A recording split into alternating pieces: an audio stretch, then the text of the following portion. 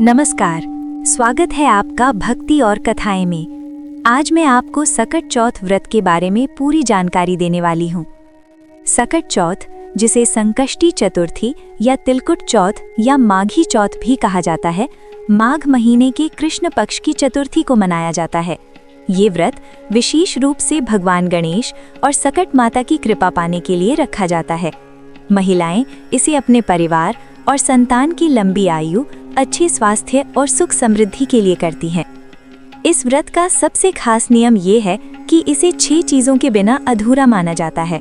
ये हैं भगवान गणेश की विधिवत पूजा, तिल और गुड़, दूर्वा घास, सकट चौथ की कथा, चंद्र दर्शन और चंद्रमा को अर्घ्य, सच्चा संकल्प, श्रद्धा और शुद्ध मन। अब आइए सुनते हैं सकट चौथ व्रत की कथा।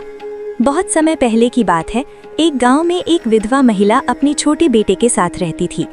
उसका जीवन कठिनाइयों और परेशानियों से भरा हुआ था। एक दिन गांव में एक ज्ञानी साधु आए। साधु ने महिला से कहा कि अगर वो सकट चौथ का व्रत श्रद्धा और विधि के साथ रखेगी तो उसका बेटा सभी संकटों से सुरक्षित रहेगा और जीवन में सुख, समृद्धि और स्वास्थ्य प्राप्त करेगा। महिला ने साधु की बात मानी और माघ कृष्ण पक्ष की चतुर्थी से व्रत रखना शुरू किया। उसने भगवान गणेश और सकट माता की विधिवत पूजा की, दूर्वा, तिलकुट और मोदक अर्पित किए। साथ ही उसने सच्चे मन और पूर्ण श्रद्धा के साथ व्रत रखा। रात को जब चंद्रमा निकला, महिला ने जल और दूध में मिलाकर चावल देकर चंद्रदेव को अर्घ्य दिया। उसके बाद उसने भगवान गणेश को प्रणाम किया और व्रत पूरा किया। जैसे ही व्रत पूर्ण हुआ, महिला के जीवन में खुशियां लौट आईं। उसके बेटे को कोई रोग या संकट नहीं हुआ और उसका घर सुख, शांति और समृद्धि से भर गया।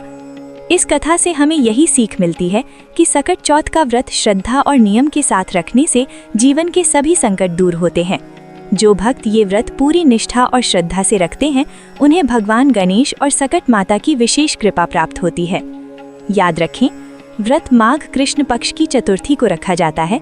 मुख्य अर्पण है तिलकुट, दूर्वा घास और मोदक। चंद्रमा के दर्शन और अर्घ्य के बाद ही व्रत खोलना चाहिए। ये व्रत संतान की लंबी आयु, स्वास्थ्य और परिवार की सुख शांति के लिए किया जाता है।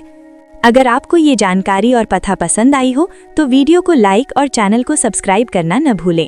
नमस्कार और गणपति बप्पा की कृपा आपके जीवन में बनी रहे।